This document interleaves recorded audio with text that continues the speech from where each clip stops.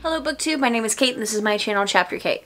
Today I'm going to be doing my TBR for the Mentalhealth-Athon. This readathon is all about reading books that have mental health or mental illness representation in them. The Mentalhealth-Athon was created by Nicole from A Beautiful Chaos of Books. She asked me to help co-host it along with Rachel Marie, and I am so excited to be doing so. I'm just going to quickly run through the challenges and then I'm going to talk about my sort of open-ended TBR. So for this readathon, instead of just having a list of challenges, she's actually made a bingo board with different types of representation. On the first square we have the group book, which is Sparrow by Sarah Moon. Sparrow is sort of a typical teenager who has a rough time in school.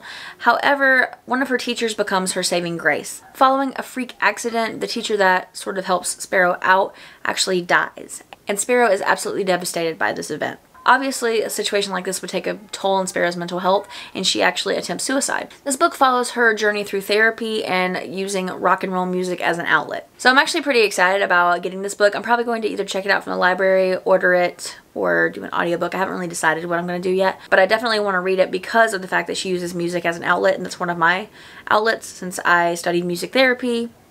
It's the way to go. The next space is nonfiction. This is either a memoir or a self-help or any sort of nonfiction book about mental illness or mental health. Then we have several specific disorder representations, and those include anxiety, schizophrenia, OCD, bipolar disorder, any personality disorder, which includes borderline, antisocial, avoidant, histrionic, any of those, eating disorder, PTSD, depression, and then there's a space that's other, which is any disorder that kind of falls outside of that, which could include dissociative identity disorder. And then there's also a challenge, which is to read one of the host's picks. For the host's picks, we have Nicole's, which is Am I Normal Yet by Holly Bourne. Rachel's pick is Six of Crows by Leigh Bardugo. And then my pick is Marbles by Ellen Forney. This is a graphic memoir about Ellen Forney's journey with bipolar disorder. Now to my TBR. I'm going to be making my TBR pretty open. I just kind of grabbed any book that I haven't read on my shelves that has any form of mental illness or mental health representation.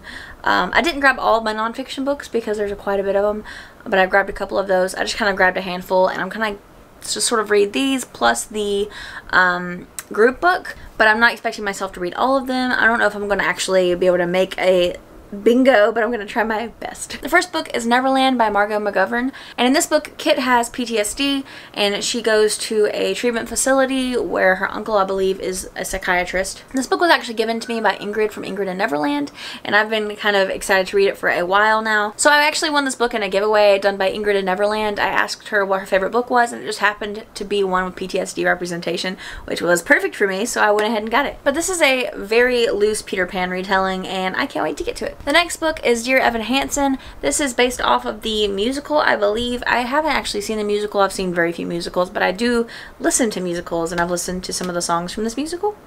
That was a lot of me saying the word musical.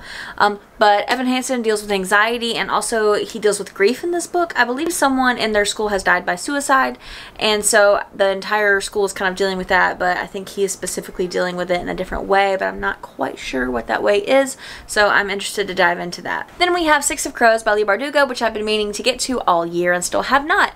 This book has PTSD representation. It is a fantasy book, and it's like a heist kind of book, I believe, so I'm pretty excited about it because I always love seeing PTSD representation in fantasy and in science fiction. Even though it's usually not called that specifically, it's nice to see it represented in that way, because even though I want to read in a mental health representation, I really don't like reading contemporaries that much, so I love when I can actually find it in fantasy. And then we have 3 nonfiction books. So this one is Don't Call Me Crazy, and it's 33 Voices Start the Conversation About Mental Health. This book is made by many authors. There are a ton of authors that have contributed to this book in their short stories and their experiences with mental health and mental illness. So this has a lot of different representation. Just from skimming, I've seen depression, anxiety, dysmorphia, and bipolar disorder. But I know that there's more in there. So I'm interested to sort of go through this finally, especially since one of my favorite authors actually has contributed to this, and that's V.E. Schwab. So then we have First We Make the Beast Beautiful, A New Journey Through Anxiety, and this is a book about anxiety. And it has an octopus on the cover, and I've said this before, but I have a really hard time not buying books that have octopuses on the cover. So I bought it. I'm gonna read it. So hopefully I'll get to this one. And then we have a memoir, Escape from Bellevue, A Dive Bar Odyssey by Christopher John Campion. And I've had sort of a really hard time classifying this book because it's written in like a novel format, but it's supposed to be like autobiographical, so I'm not really sure. I'm gonna, hopefully when I read it, I'll actually understand. But it's his journey through addiction, and how he used music to sort of cope with that, how he was put in a locked ward for treatment. And I think it's interesting because a lot of musicians that I've, you know, seen on television and heard about have experienced addiction, because in music and in music scenes, you know, it's honestly kind of championed drug use and alcoholism. It's all just seen as normal, and so I think it would be interesting to see how it has actually impacted a musician's life. So, and that is all for my Mental Health-Athon TBR. That is so hard for me to say, blah. But I'm really excited about this. I think this is going to be a great readathon, and it lasts the entire month of May. I don't know if I've said that yet, but it starts May 1st, ends May 31st. So it's going to end while I'm already in New York for BookCon.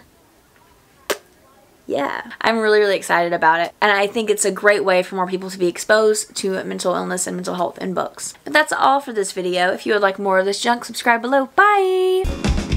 Tripping over shadows and I'm drowning in the night. I feel the soldiers coming, I'm putting up a fight.